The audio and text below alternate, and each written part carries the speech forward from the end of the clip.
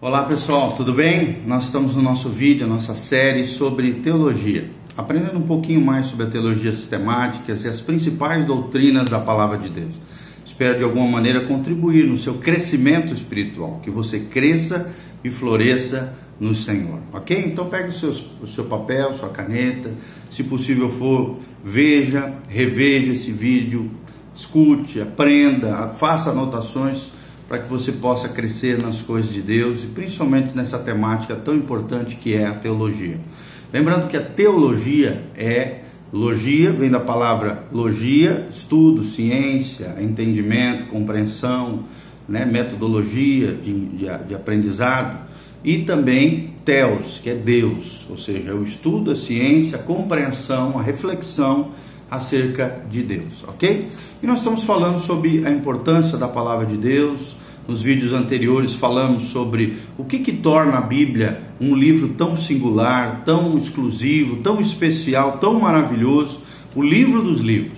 E nós vamos continuar a falar um pouquinho mais sobre as Escrituras, sobre o processo de revelação e sobre o que a teologia fala acerca de Deus, da relação entre Deus e a criação, de Deus e a sua palavra revelada aos homens, se referindo à pessoa bendita de Jesus e ao projeto de salvação e redenção do homem como um todo, ok? Então, segure nas poltronas aí, aperte os cintos e vamos conosco, vamos juntos aprender mais e mais de Deus. Outra coisa que nós gostaríamos de falar é que a revelação de Deus é a base das Escrituras. Como nós já falamos em vídeos anteriores, Deus se revela através das Escrituras, através da pessoa bendita de Jesus de Nazaré e através do universo criado, da criação. São as três fontes da revelação de Deus aos homens. As Escrituras sagradas, e aí dentro das Escrituras também a história do pensamento cristão ao longo da história, também é muito importante, caminha lado a lado, a compreensão que os homens de Deus, os pensadores cristãos, tiveram ao longo dos anos a partir das Escrituras como revelação principal de Deus. Segunda fonte, a criação de Deus, o universo criado. E terceira e mais plena revelação de Deus é a pessoa bendita de Jesus de Nazaré. Então a revelação é a base das Escrituras, porque nós estamos agora entrando nesse aspecto da Bíblia. Deus serviu-se dos israelitas para se manifestar ao mundo criado. E ao completar então a plenitude dos tempos, Deus enviou o seu Filho unigênito, Jesus de Nazaré, a fim de consumar a revelação já começada por ele. A revelação de Deus, nós precisamos compreender, ela é progressiva. Ela é progressiva e o fim da teologia bíblica é acompanhá-la, refletir acerca dela, estudá-la sob este ponto de vista, ou seja, sob o ponto de vista de que a revelação de Deus é progressiva. Não devemos de modo algum supor que na Bíblia temos tudo quanto Deus queria revelar, porque isso não é verdade. Claro que tudo aquilo que era necessário revelar quanto à salvação, à vida e prática cristã, sem dúvida nenhuma. Mas Deus tem muito mais a se revelar ao homem. Não devemos também entender, nós precisamos compreender, que seria impossível conter em um só livro tudo que Deus quisesse revelar. Até porque nós estamos falando de um Deus infinito. E nenhum objeto ou livro finito poderia revelar na sua magnitude, na sua ampliação, amplitude, um Deus infinito, já que a Bíblia é um objeto finito, descrito por 40 homens ao longo da história, inspirados pelo Espírito Santo. Nós temos que entender que seria impossível conter em um só livro tudo o que Deus quisesse revelar. João, o grande apóstolo João, ele revela isso quando ele diz: há, porém, ainda muitas outras coisas que Jesus fez, as quais, se cada uma delas fosse escrita, cuido que nem ainda o mundo todo poderia conter os livros que se escrevessem acerca dos feitos, da vida e obra de Jesus. Ou seja, existiram muito mais fatos, muitos mais milagres, muitos mais coisas que Jesus fez nos seus 3 anos de vida, obra e ministério, que não foram descritas na palavra de Deus nos 4 evangelhos. É o que fala aqui o apóstolo João, em João 21, 25. Ou seja, tem muita coisa que não foi escrita, mas tudo aquilo que era necessário ser escrito, voltando a falar, quanto à salvação, vida humana, quanto aquilo que Deus realmente quis se revelar ao homem, nós podemos encontrar na palavra de Deus. Temos então, porém, no que se acha escrito na Bíblia, o suficiente para servir-nos de guia e autoridade em todas as questões que acaso surjam em nossa vida. Ou seja, a Bíblia tem respostas para as principais e maiores indagações do coração humano. E este é um dos mais importantes princípios sustentados, pelos cristãos. Os cristãos que eu estou falando de fé reformada, de fé bíblica, de fé realmente consolidada no valor, na inerrância, na infabilidade e na suficiência da palavra de Deus. Então o vocábulo Bíblia, como já dissemos, significa coleção de livros, ou livro dos livros, ou o livro, no original a palavra biblos. E é interessante saber como se formou essa coleção. Os diferentes livros que compõem a Bíblia Sagrada foram escritos em épocas diferentes, como nós já falamos, e distanciadas às vezes uma das outras. Foram diferentes gerações. E além de tudo, não tiveram seus autores na mente o plano de enfeixá-los num todo uniforme. Ou seja, nenhum dos escritores imaginava que a Bíblia ia ser fechada nesses 66 livros como um todo uniforme. Num só volume, muito menos, que se denominasse logo em seguida como Bíblia. Por exemplo, escrevendo Paulo, a Filemon, ele não teve a ideia de que a sua carta viria mais tarde tomar lugar na coleção dos livros inspirados de que se compõe a Bíblia. Jamais, ali é uma carta de Paulo ao seu filho na fé, pedindo em favor de outro filho na fé que havia se convertido e que os dois tinham tido um atrito ali.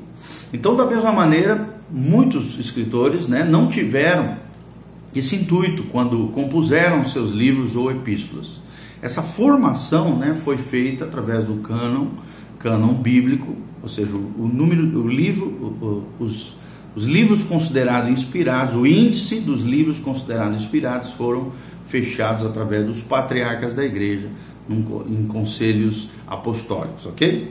Então, da mesma maneira, como eu já falei, não tiveram os demais escritores esse intuito quando compuseram seus livros ou epístolas e nem faziam ideia de que esse livro formaria o que nós temos hoje na nossa mão, conhecido como Bíblia. Então, podemos afirmar sem receio de errar que a Bíblia, tal como temos hoje, é obra da providência divina. Vou repetir, a Bíblia é uma obra viva, é um livro vivo, é uma obra-prima da providência divina.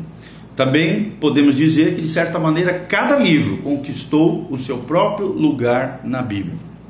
Eles não estão lá devido a uma qualquer arbitrariedade humana, mas senão ao seu devido valor intrínseco de cada um deles. Valor quanto à doutrina, ensinamentos, fidelidade nos relatos bíblicos. Então, lancemos em vista isso, ainda que ligeiramente nos livros apócrifos, descobriremos imediatamente a razão do porquê os livros apócrifos foram rejeitados pela igreja protestante a partir da reforma protestante. Os livros apócrifos foram rejeitados porque lhes faltou esse valor intrínseco que se observa claramente nos demais livros chamados canônicos. Canon significa índice de livros considerados inspirados pelo Espírito Santo de Deus. Voltando a falar, não se pode dar aqui a história do canon, que é um estudo de muita importância, claro, para aqueles que almejam conhecer de fundo a origem da sua Bíblia. Para isso existe uma ciência que é a bibliologia, você pode estudar mais acerca disso.